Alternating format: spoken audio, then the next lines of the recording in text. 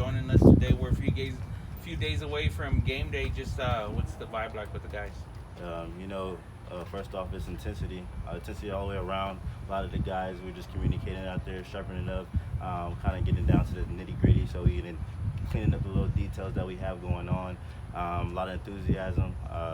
I say that one thing we're being a big emphasis on is just overly communicating all around the board, from offense to defense to sharpen up our team. There's a lot of expectations surrounding you guys as you kick off the season.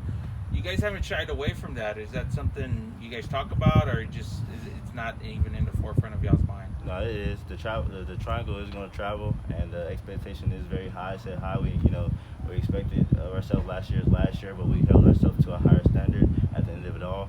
I believe that coming into this game, we coming out with our hairs on fire. So I think that it's going to be a great game, and overall we're going to have a great competition. What have you learned as you looked at Illinois on film? What do you have to lock in on or be aware of as you go ready to face them?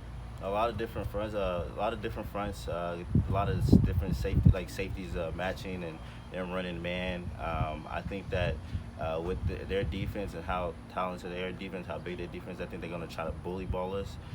Which I think we have great coaches that put us in position to make those plays. Defense, they love to run a lot of man.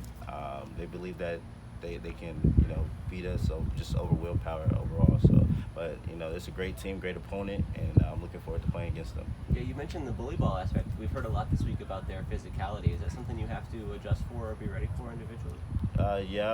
Because it's a Big Ten school. The Big Ten is known for being a big school, big guys, and recruiting a lot of big guys. So I think that's something that we're prepared for and we're ready for.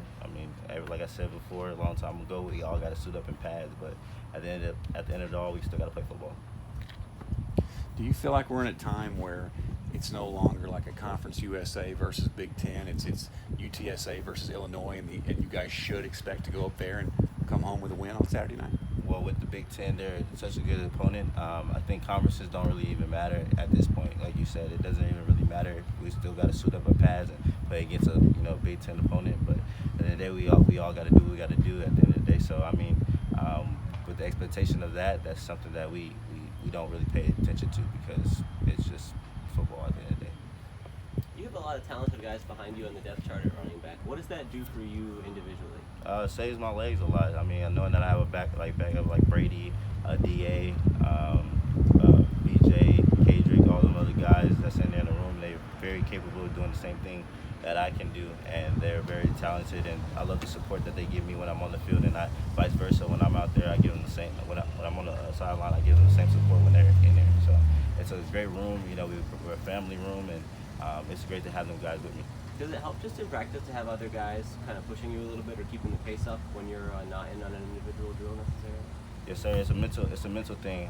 When I'm not out there, it's a mental thing. So I got to continue to be locked in on the plays and locked in to be focused, and also give my teammates the encouragement they need to perform at the highest level or the best ability.